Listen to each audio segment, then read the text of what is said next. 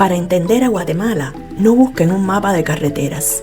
Busquen el mapa de un rostro en el mercado de Chichicastenango. Hay una mirada allí, una que ha visto pasar siglos y que parece haber aprendido a guardar silencio frente a la montaña. Guatemala no se explica por su nombre, se explica por el olor a copal quemado que se enreda en el pelo de las mujeres al amanecer. Una mezcla de resina antigua y esperanza fresca que flota sobre las piedras de las iglesias coloniales. Es un país que huele a tierra mojada después de la primera lluvia de mayo y a maíz recién nixtamalizado.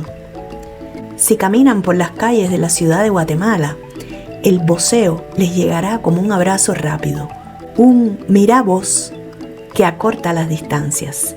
Pero si suben a los altos, el idioma se vuelve más suave, casi un murmullo que respeta el descanso de los volcanes. El guatemalteco no es estridente, es un ser de texturas. Su idiosincrasia está tejida, literalmente, en el huipil. No es solo ropa, es un código. Un habitante local sabe, con solo ver la geometría de un bordado, de qué pueblo viene la otra persona, cuántos hijos tiene, o si su corazón está de luto o de fiesta. Es la geometría del alma expuesta sobre el pecho.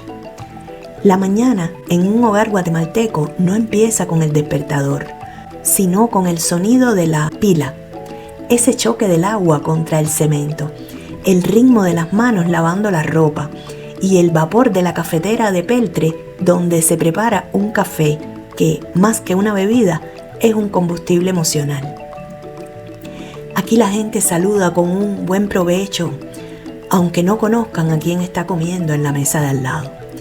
Es una cortesía de raíz profunda, una resistencia silenciosa que dice, estamos aquí, seguimos siendo comunidad, a pesar de todo lo que la historia nos ha querido quitar. Guatemala es ese hilo de seda que parece frágil, pero que si intentas romperlo, te corta las manos. Hubo un tiempo en que la muerte en Guatemala no venía de las guerras, sino de los platos vacíos. En la década de los 50, miles de niños se marchitaban antes de cumplir los 5 años. Era una epidemia silenciosa llamada desnutrición.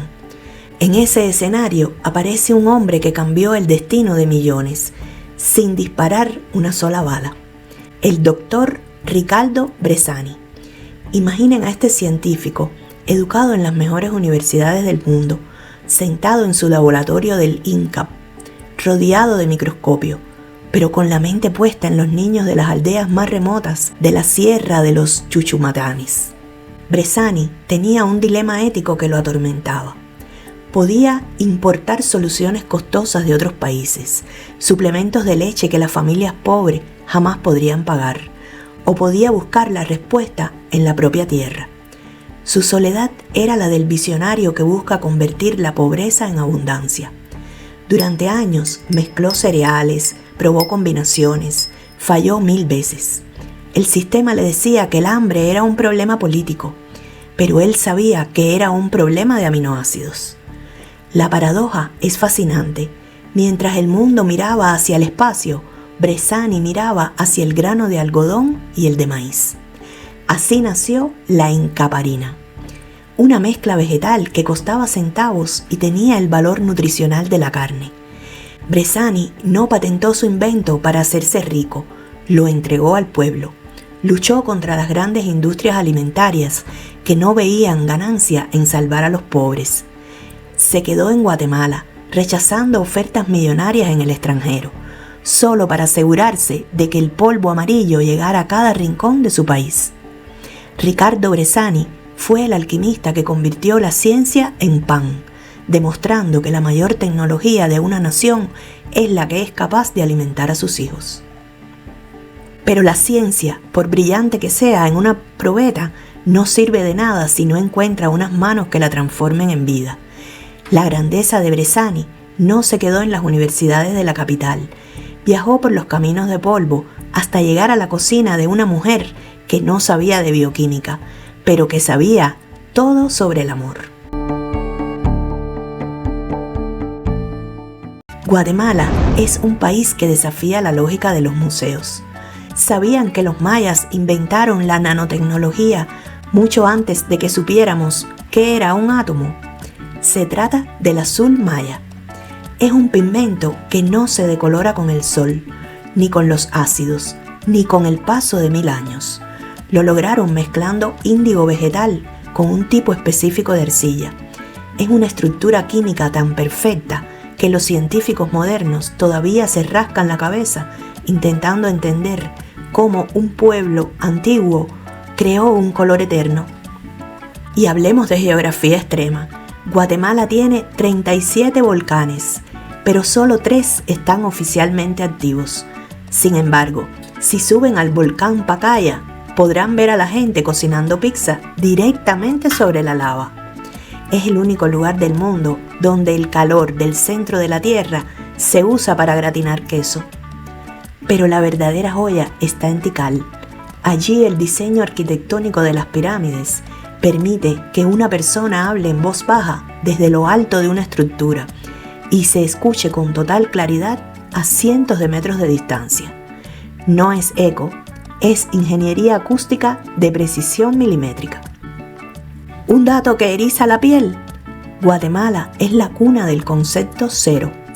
Mientras en Europa todavía estaban aprendiendo a contar con los dedos, los mayas ya entendían la vacuidad y el infinito como conceptos matemáticos abstractos. Y si miran hacia arriba, descubrirán que Guatemala tiene el récord de tener la ciudad colonial mejor conservada de América. Antigua Guatemala, una ciudad que ha sido destruida por terremotos una y otra vez y que cada vez se levanta con más elegancia, como si las piedras tuvieran memoria y se negaran a quedar en el suelo. Es un país donde el pasado no es una ruina, es un vecino con el que se toma café todas las tardes. Guatemala es, al final, una lección de persistencia para toda la humanidad. Es un país que ha aprendido a florecer en medio de las cenizas volcánicas y a cantar en medio del silencio de sus valles. Nos enseña que la verdadera identidad no se pierde, aunque pasen los siglos, siempre y cuando haya alguien dispuesto a seguir bordando sus historias y a seguir alimentando la esperanza. Es la gente de maíz, como escribió el Nobel Miguel Ángel Asturias, un pueblo que, como el grano, necesita ser enterrado para nacer de nuevo con más fuerza. Cuando vean un tejido guatemalteco, no vean solo colores, vean siglos de resistencia. Cuando escuchen la marimba, no escuchen solo música, escuchen el latido de un corazón que se niega a detenerse. Guatemala nos recuerda que la grandeza de una nación no se mide por su Producto Interno Bruto, sino por la dignidad con la que una madre sostiene a su hijo y por la ética de un científico que decide que su mayor gloria es erradicar el hambre de su vecino. Es el país de la eterna primavera, no por el clima, sino por la capacidad infinita de su gente para volver a brotar una y otra vez. Soy Luisa, y si este viaje por el alma de Guatemala te ha tocado, suscríbete y acompáñame a recorrer el resto de nuestra América.